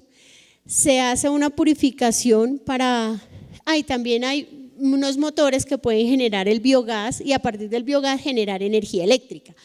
Por otro lado, se puede hacer llevarlo a biometano y al llevarlo a biometano se puede reinyectar a la red, utilizar como un gas combustible para vehículos y se puede también generar energía a partir del biometano, que sería más eficiente y hay menos problemas de corrosión con los equipos. O usar en calderas para hacer cogeneración, como les comentaba que hacían los ingenios. Bueno, profe, ¿cuánto? ¿Cómo? Por eso, entonces yo creo que vamos aquí, que quería comentarles un poco como el panorama internacional, que es a donde estamos. Estos fueron los proyectos que visitamos para hacer toda la parte de país y es ver cómo una porcícola ya es totalmente sostenible y con su ciclo cerrado. Entonces, ella tiene los porcíconos, generan al biodigestor, esto les da el biogás va a un gasoducto, estas son empresas muy pequeñitas, que podemos verlas acá. Acá es donde se construyó, esto es en Brasil, se construyó el biodigestor, entonces granjas muy pequeñas generan el biogás, transportan el gas por un gasoducto, va a una empresa a un sitio centralizado donde lo purifican y a partir de ahí generan energía eléctrica, pero es la unión de muchos agricultores pequeños, que sería un buen modelo para replicarlo en el país. Esta es una granja que es la que les hablaba de toda la parte cerrada, entonces ellos tienen 5.000 cerdos, 2 biodigestores. Con la energía que genera este biodigestor, entonces alimentan su planta de concentrados, y con el biofertilizante que sacan, toda la extensión de donde tenían los cerdos abiertos y luego los estabularon, entonces riegan todos los cultivos que ellos necesitan para hacerles ellos su propia comida. Entonces tienen el ciclo absolutamente cerrado, y con la energía entonces preparan sus alimentos. Entonces aquí es donde se ven ejemplos de cómo se puede manejar una agrícola bien hecha. Este es un proyecto en Uruguay, en donde la ganadería, y era lo que les hablaba al comienzo, de cómo la ganadería extensiva, desde todo punto de vista, tanto agrícola como daño de pastizales, como daño de bosques, porque al hacerla más intensiva tienen que talar más bosques, no es nada rentable, pero es el modelo que usamos aquí. Allá hay 8.000 vacas estabuladas, 3.000 hectáreas de cultivos, donde ellos siembran todo, 2 biodigestores, una generación actualmente de 1 mega, pero con proyección a 3 megas, y toda esta cama de las vacas se usa para el riego de eso. Entonces ahí vemos el tipo de biodigestores y podemos contrastarlos. Digamos que esos son los biodigestores top, son tecnología alemana con todo lo de energía. Estos son proyectos en Colombia. La Facenda es una granja porcícola en donde tienen unos biodigestores de una calidad, digamos, son menos sofisticados. Digamos que el anterior es el BM, estos pueden ser Toyota, por decirlo de alguna manera, pero que son más adecuados a nuestros terrenos. Los alemanes y los uruguayos tienen estaciones, entonces necesitan algo para que les controle el frío, pero nosotros no. Entonces son proyectos bien interesantes del sector porcícola. Y en la parte de abajo vemos el Renault 4 que utilizan los granjeros muy chiquitos. Pero ahí es donde vemos cómo las diferentes tecnologías de generación de biogás, pero todas pues solucionan un problema. Estos son 2 de los proyectos más grandes que hay actualmente de biodigestión en el país. Huevos Quiques, que pues les tenía un video, pero creo que se los dejo para que ustedes los vean. Huevos Quiques, que con la gallinaza de 5.000 aves ya están generando biometano y están generando para autoconsumo. Por ahora tienen 2 biodigestores, la idea es que van a crecer a 6 y ahí sí empiezan a entregar a la red. Y Manuelita, que ellos lo hacen con el metano que se genera en el tratamiento de sus aguas residuales. Ellos utilizan su biomasa ya directa en combustión, la parte de aceites, y estos son los biodigestores que ellos tienen. Bueno, acá les iba a hablar del potencial, del estudio que hicimos de potencial, pero el profe me dirá cuándo no voy más. ¿Ya? Listo, entonces yo creo que… Muchachos, les debo 1 hora de charla, pero les queda pendiente lo del potencial y el manejo de residuos, pero es bien interesante ver cómo el país va hacia allá.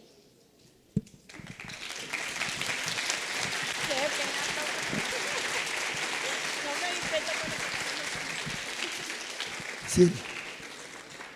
Sí, el tiempo es un dictador y realmente hoy por el taller de Lea, que es muy importante para ustedes, pues tocaba reducir el tema de biomasa 1. De repente, Sofía, hablaríamos si es posible que nos volviera a acompañar de hoy en 8, dependiendo de otras circunstancias de la universidad que se salen de nuestras manos, como los claustros que harían la posibilidad de que usted viniera para biomasa 2, que hay una próxima sesión.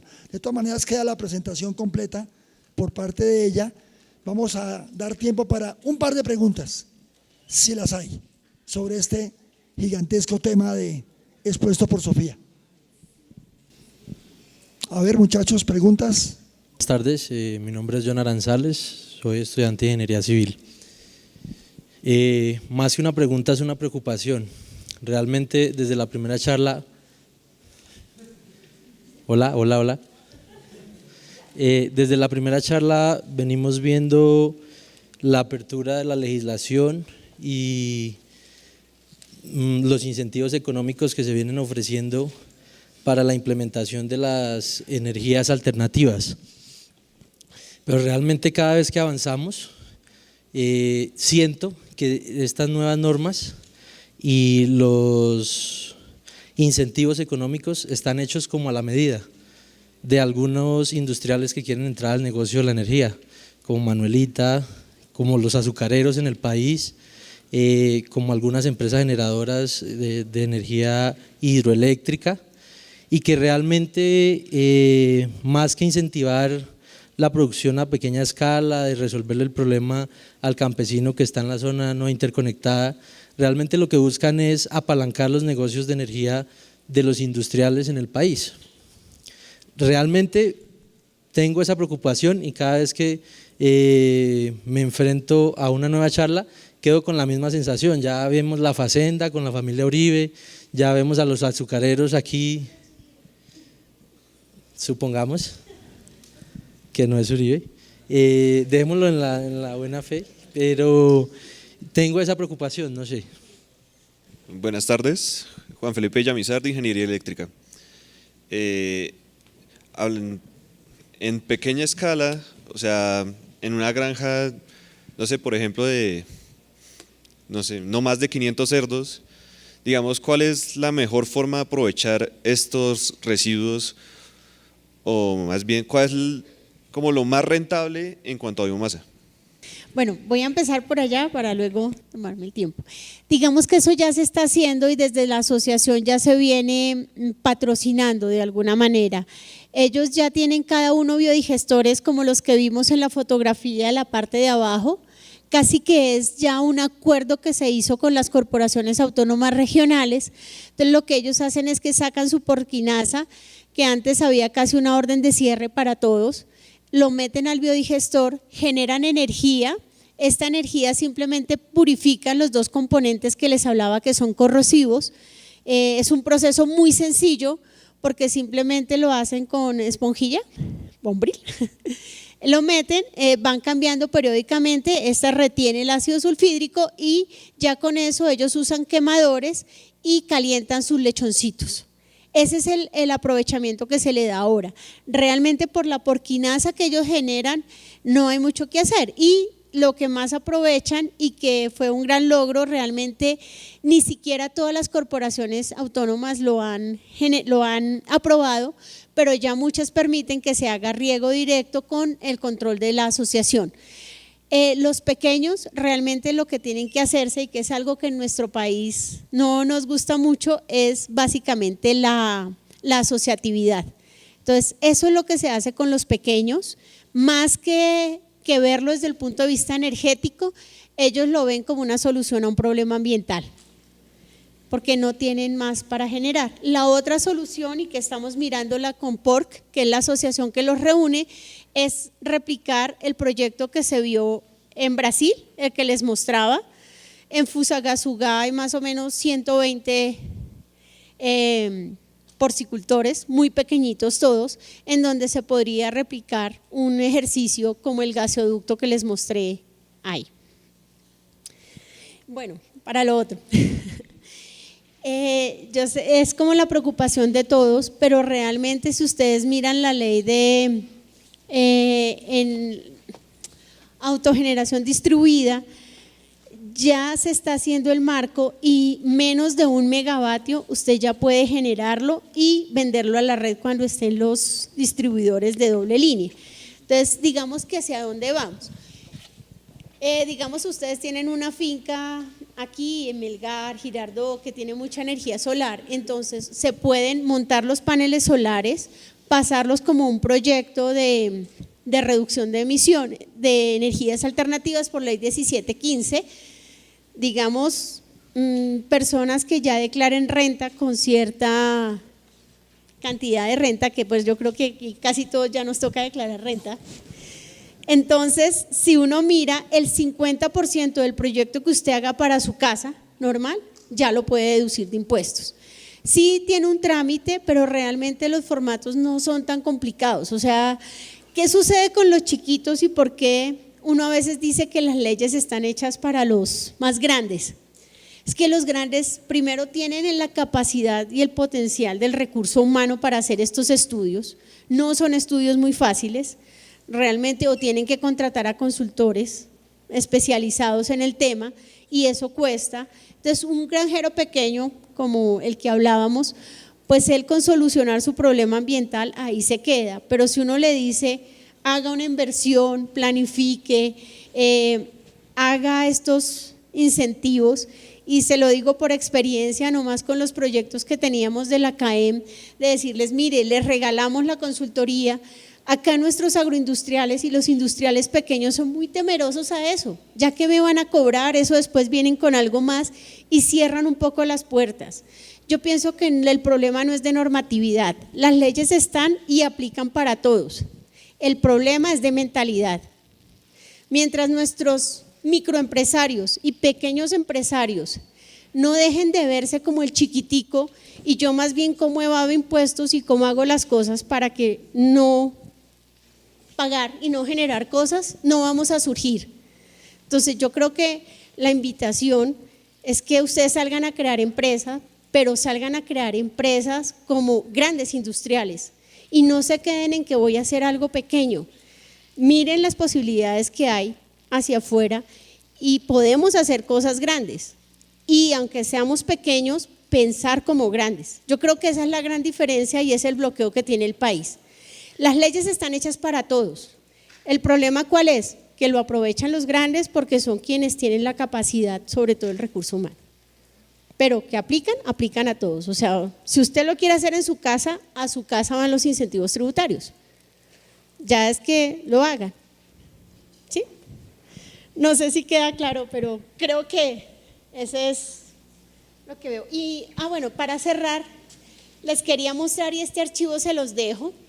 Sí, interesante. Este es, aquí podemos ver, creo que es a julio 31. Sí, julio 31. Los proyectos que han presentado a la UTME para deducción de impuestos y para hacer generación de energía.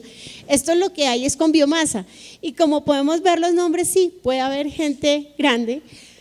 Hay para municipios pequeños, como vemos Puerto Inírida y Baupés con residuos sólidos, o sea que es una empresa de energía, pero son los que aplican. Pero si quieres, le quitamos el filtro a biomasa acá y vas a ver que los de Están proyectos… los municipios, ¿no? Sopó, San Vicente de Chucurí. Sopó es alpina, San Vicente de Chucurí es una palmicultora, son los que aprovechan, pero si ustedes ven en solar, sí ya hay cosas pequeñas, hay tanto, mira, 72 kilovatios, 5 megavatios, o sea, realmente hay de todo. En solar hay más diversificación, pero pues es una evolución, ¿cierto? Y creo que hacia allá tenemos que llegar a que todo lo podamos usar. Sí, gracias, Sofía.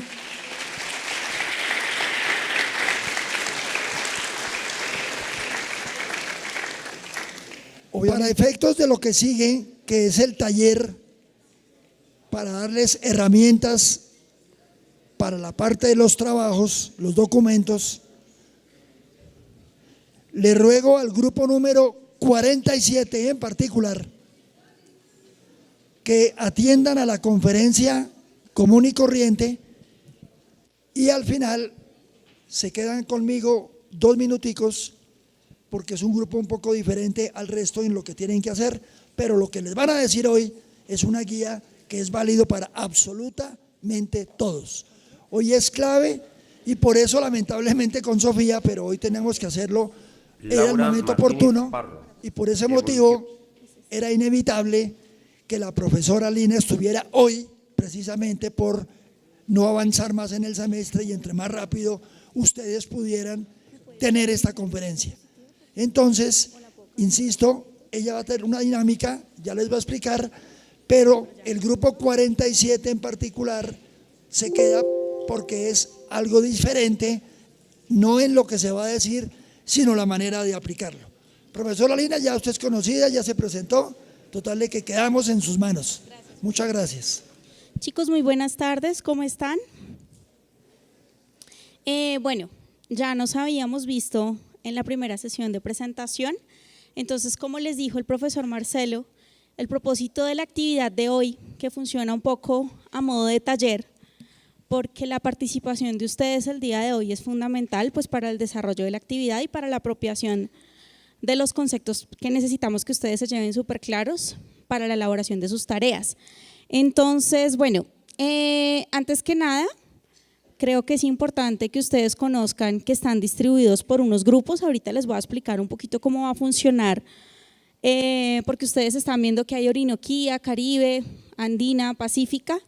Pero bueno, no sé si ya ustedes conocen que están distribuidos y que esa distribución obedece también al acompañamiento que van a hacer los monitores en el trabajo con ustedes. Entonces, en este momento les están entregando un documento, pues es una ficha que vamos a trabajar para la sesión de hoy. No se preocupen aún por diligenciarla, ya en su momento les diré de qué se trata y cómo lo vamos a hacer. Y en un momento les van a pasar unas listas de asistencia al taller que les solicitamos que amablemente diligencien, únicamente es que digan su nombre y su facultad. ¿Listo? Bueno, creo que ya esto está claro. Los últimos estudiantes, bueno, el grupo 47 que corresponde a contexto nacional, creo que ya el profesor les aclaró que pues bueno, van a estar acá, van a prestar atención porque igual también necesitan saber de qué se trata el trabajo que harán el resto de sus compañeros, pero claramente pues ellos van a hacer un trabajo especial y distinto, por lo tanto pues tienen que hablar un poco con el profesor Marcelo. Listo. Entonces creo que ya sin más preámbulos arrancamos. ¿Listo? Gracias.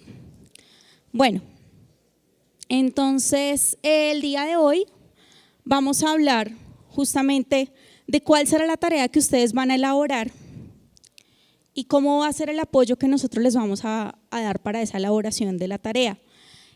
Hoy conocerán también a la tutora de Lea que va a acompañar y que va a estar como muy de la mano con sus monitores para asesorarlos a ustedes. Como les había dicho inicialmente, ella no va a tener un contacto directo con ustedes porque va a ser por medio de sus monitores, pero pues claramente en los casos que sea necesario, pues ella también estará dispuesta a colaborarles a ustedes. Bueno, hoy nos estamos encontrando para hablar sobre cómo realizar la propuesta de intervención. La propuesta de intervención es el documento que ustedes van a elaborar como insumo pues, final de la asignatura. Bueno, a partir de la actividad que hagamos hoy, ustedes van a tener que hacer una primera entrega que se llama contexto regional. Esa entrega es para el 25 de septiembre. ¿Listo? Después de esa entrega van a hacer otra entrega que se trata de un avance del documento final que será el 23 de octubre. A partir del día de hoy hasta que sucedan esas dos entregas, ustedes van a tener la posibilidad de tener tutorías con sus monitores. ¿Cómo? Pues en el espacio que ellos hayan destinado para ello y pues tiene también que partir de la motivación de ustedes como grupo porque pues claramente no son obligatorias, pero pues sí serán necesarias para que ustedes puedan ver el avance de sus trabajos. Después de esa entrega del 23 de octubre, nos veremos nuevamente el 30 de octubre para hacer una revisión de esa entrega. Entonces ahí nos veremos, miraremos cuáles son los avances, cuáles son las cosas que todavía hay que ajustar para que sea una entrega pues, que permita de verdad llegar a la entrega final, que será el 20 de noviembre. Ya tiene que estar su propuesta de intervención lista. Después de esa entrega de esa propuesta vendrá el 3MT, que es una presentación. ¿Alguno ha oído sobre 3MT? ¿Sí? ¿No? Bueno, ahorita les voy a contar un poquito de qué se trata y vamos a ver un ejemplo. ¿Listo? Vuelvo y les reitero, desde hoy en adelante, hasta que ustedes tengan su entrega final, sus monitores estarán dispuestos a brindarles pues, tutorías y también Naikeli estará acompañándolos a ellos y pues eventualmente directamente a ustedes en el caso que se requiera. ¿Listo? Entonces, como les decía, vamos a ver qué es un 3MT. Un 3MT es una presentación oral que dura 3 minutos en la que ustedes deben abarcar el grueso de su trabajo y lograr presentarle al público toda la información en 3 minutos. Para el ejercicio que ustedes van a realizar, esa presentación debe estar apoyada en un recurso gráfico. Ese recurso gráfico será una infografía. La infografía va a tener un valor del 15% en la evaluación y la presentación en 3 minutos equivaldrá al otro 15%, es decir que ahí está el 30% de su nota. Esa presentación va a ser al final del curso. ¿Por qué al final del curso? Porque el insumo para esa presentación es el documento que ustedes van a construir en grupos, es decir, la propuesta de intervención. Si ustedes no tienen el documento, claramente no van a poder hacer ni la infografía ni preparar la presentación de los 3 minutos. ¿Listo? Quiero mostrarles cómo funciona el 3MT. Entonces vamos a ver el video para que ustedes se lleven una idea. Claramente este video corresponde a una presentación de una tesis, ¿no? Ustedes no van a presentar una tesis ni un proyecto de investigación demasiado amplio, pero es una propuesta de intervención que puede contener unos elementos que están aquí.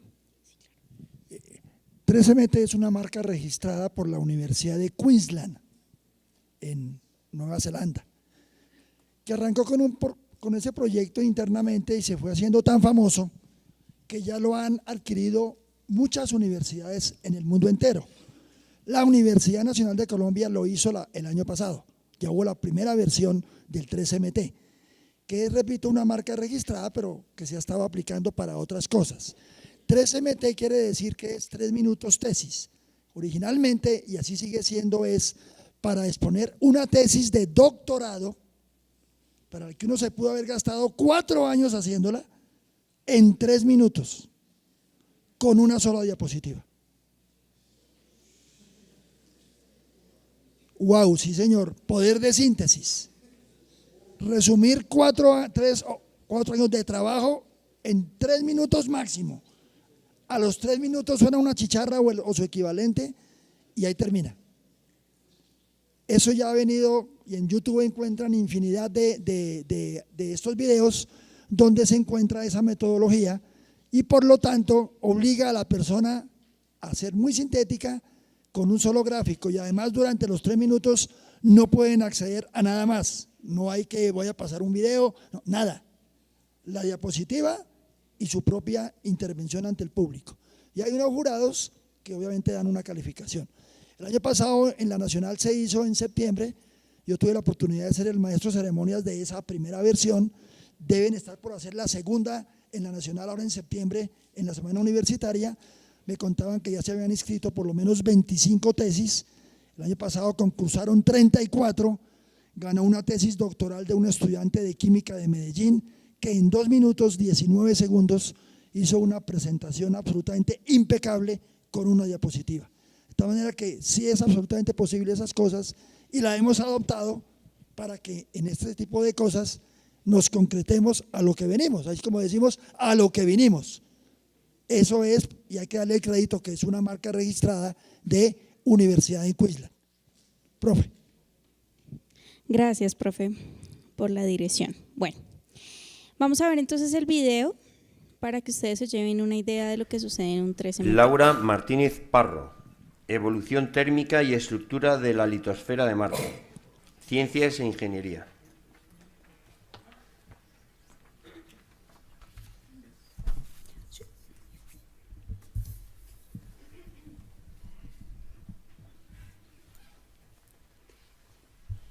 Voy a empezar a explicarle mi tesis a través de una pregunta. ¿Por qué estudiar Marte? Marte es un planeta de tipo terrestre o rocoso, al igual que nuestra Tierra, pero que presenta características únicas dentro del sistema solar. Por ejemplo, sabemos que Marte tuvo una compleja historia evolutiva. Esto quiere decir que Marte en el pasado tuvo un pasado húmedo y cálido. Sin embargo, ahora Marte es un planeta frío y seco. Entender la historia evolutiva de los planetas de tipo rocoso es muy importante porque también nos puede arrojar luz y saber sus capacidades para albergar vida. Por tanto, el objetivo principal de mi tesis doctoral es tener una visión integrada de la litosfera de Marte. Pero, ¿saben ustedes qué es la litosfera? La litosfera es la capa más externa de los planetas rocosos, que está conformada por la corteza y parte del manto, el manto litosférico, que conjuntamente actúan como una única capa capaz de resistir grandes cargas. En la Tierra, por ejemplo, nuestra litosfera está fragmentada, la llamada tectónica de placas. Esto hace que la Tierra tenga un reciclaje cortical. Pero esto no sucede en Marte. Marte no tiene tectónica de placas, por lo tanto no existe este reciclaje. Entonces, ¿qué pasa en Marte? Marte tiene un amplio registro geológico. Tiene rocas muy antiguas, por ejemplo, rocas de hace 4.000 millones de años, rocas que no podemos encontrar en la Tierra. Por eso su estudio es tan importante. En mi primera etapa de la tesis doctoral hice un análisis de la estructura térmica del planeta en la actualidad.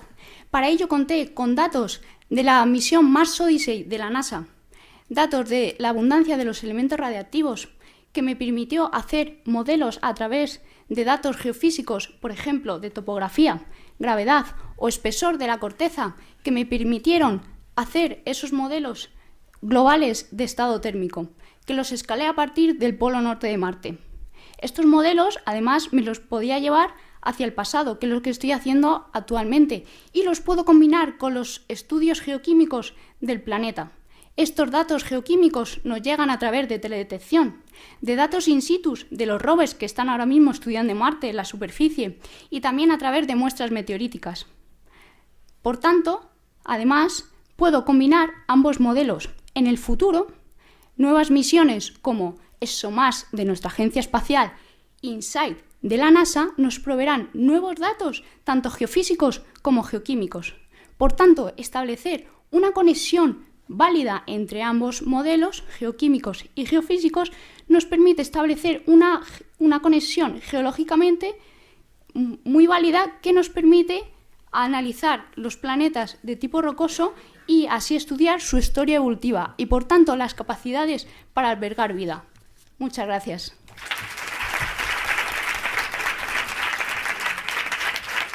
Listo, chicos. Entonces, como pudieron darse cuenta, es un ejercicio de síntesis muy exigente, pero que pues digamos que, y también la infografía tiene que ser un texto bastante efectivo que apoye a la persona que está presentando y que permita al público también de alguna manera comprender lo que se está diciendo. ¿Listo? Entonces, bueno, ahorita igual no se afanen todavía por esto, para esto tienen que primero pasar por todo un proceso de planeación y preparación para poder llegar a ese ejercicio de síntesis, ¿listo? Pero bueno, pues digamos que como ejemplo funciona para que ustedes vean lo que tendrán que hacer. Entonces, bueno, ahora sí, hablemos puntualmente de lo que será la propuesta de intervención. Como ustedes se dan cuenta, presento el mapa de Colombia con sus regiones geográficas o naturales porque es interesante que ustedes desde ya entiendan por qué están organizados por grupos y por qué están divididos. Muy seguramente ya todos en su correo deben tener un texto asociado a la región que les fue asignada. Habrá algunos estudiantes que están en Amazonía, otros en Pacífica, Andina, Orinoquía y Caribe. Y pues asimismo, esas regiones, cada uno de sus monitores tiene alguna de ellas y pues está acompañado por ustedes. Entonces, esos textos que tienen ustedes en sus correos son textos que vamos a trabajar en unos instantes. Pero me interesa que desde ya tengan claro que están asignados en regiones porque esa va a ser la región y el foco de su trabajo. ¿Listo? Luego las propuestas de intervención tienen que ver con esa clasificación de regiones. La propuesta de intervención es un documento que va a presentar una propuesta de intervención frente a algún problema en relación con el desarrollo de energías renovables en esa región que ustedes van a trabajar.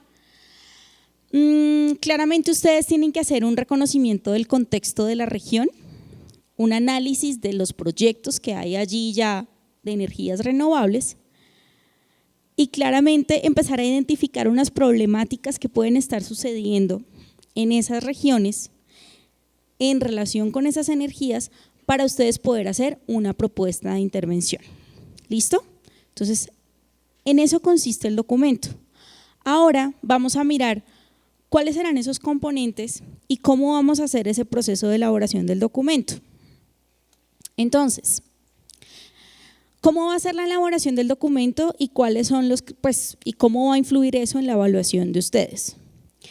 Van a tener primero que hacer una entrega del contexto regional. ¿Recuerdan para cuándo es? Para el 25 de septiembre. ¿Listo? Esa entrega no tiene como tal una calificación, pero representa un prerequisito para la segunda entrega. ¿Qué quiere decir? Que ustedes pueden decidir no entregarla, porque como no tiene nota, pero si no la entregan no van a poder hacer la segunda entrega. Entonces, pues igual, sí les sugiero que avancen en ese contexto, además porque es la tarea más ardua, porque es la del principio, es donde ustedes empiezan el reconocimiento de la región. Y si no se hace, pues muy difícilmente van a poder avanzar en la identificación de problemáticas y mucho menos en el conocimiento de los posibles proyectos de energías renovables que estén allí presentes. Entonces, es una tarea necesaria para el avance. ¿Listo? Es un prerequisito. ¿Listo? ¿Por qué no tiene calificación? Porque somos conscientes de que en un principio no sabemos con qué nos vamos a encontrar y pues así ustedes tampoco se sienten como presionados porque si la entrega no es de muy buena calidad, pues me van a bajar la nota. No. Tampoco quiere decir que se relajen y entreguen cualquier cosa, pero pues digamos que sí es un primer avance para que ustedes empiecen en la escritura del documento.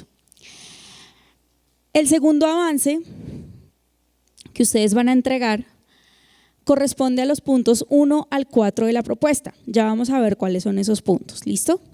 Y corresponde al 10% de la nota final. ¿Listo?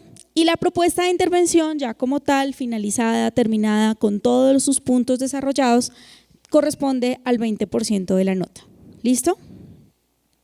Ese es el proceso que vamos a llevar para la elaboración de la propuesta.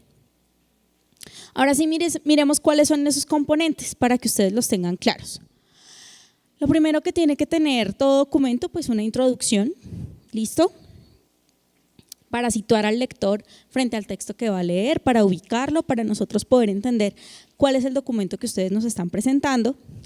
Enseguida un contexto regional en el que tiene que haber aspectos geográficos, de infraestructura vial y energética, un contexto socioeconómico, tienen que mencionar los recursos naturales y las políticas regionales en términos de energías renovables en el caso de que las haya. Eso depende de cada región y pues de la búsqueda también que ustedes hagan. ¿Listo? Seguimos.